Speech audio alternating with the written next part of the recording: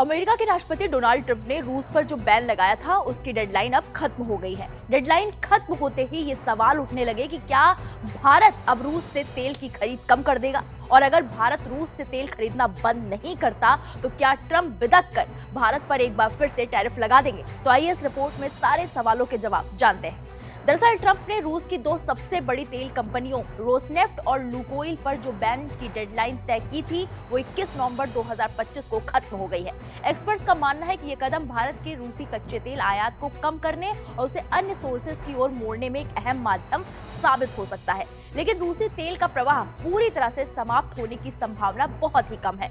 Global data provider Kepler के मुताबिक 20 नवंबर तक भारत के लिए रूसी कच्चे तेल की लोडिंग लगभग 982 केवीडी रही, जो अक्टूबर 2022 के बाद सबसे कम है। इस साल भारत के कुल रूसी तेल आयात में रोसनेफ्ट और लुकोइल का योगदान लगभग 60% रहा है। इन दो प्रमुख आपूर्तिकर्ताओं पर बैन लगने से भारतीय रिफाइनरियों के पास उनसे खरीद रोकने के अलावा सीमित विकल्प बचा हुआ है। केपलर ने अनुमान लगाया है कि 21 नवंबर की समय सीमा के बाद अब न्यारा एनर्जी को छोड़कर सभी भारतीय रिफाइनरियां डायरेक्टली बैन लगाई हुई रूसी संस्थाओं से कच्चे तेल की खरीद बंद कर देंगी। इससे दिसंबर और जनवरी में रूसी तेल की डिलीवरी में काफी कमी आने की उम्मीद है। रूसी कच्चे तेल के सबसे बड़े खरीदारों में से एक रिलायंस इंडस्ट्रीज लिमिटेड ने अमेरिकी और यूरोपीय संघ यानी कि ईयू के प्रतिबंधों का अनुपालन सुनिश्चित करने के लिए एक बड़ा फैसला किया है।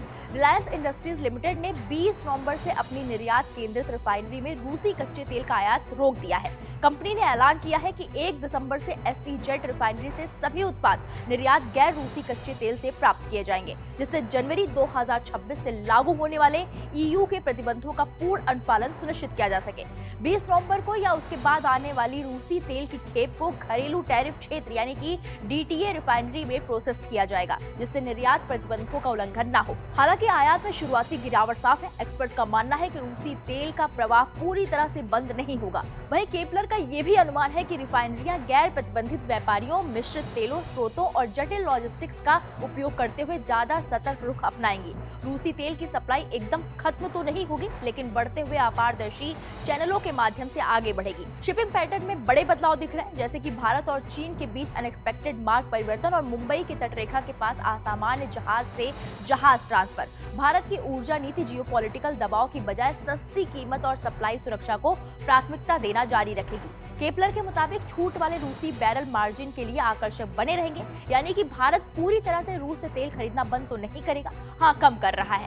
अब इससे ट्रंप को खुशी तो हो रही होगी, लेकिन भारत ये अमेरिका के दबाव में नहीं कर रहा, बल्कि अपनी सुविधाओं के मुताबिक कर रहा है। और रही बात ट्रंप के और टैरिफ लगाने की, तो अब ऐसा संभव नहीं है, क्योंकि ट्रंप ने पहले ही जो अधिक टैरिफ लगाया है उससे ही कम करने के बारे में वो विचार कर रहे हैं, क्योंकि उन्हें भारत के साथ अपने रिश्ते खराब नहीं करने हैं। फिलहाल अब इस पर आपकी क्या राय है, हमें कमेंट बॉक्स में जाएं और जरूर बताएं।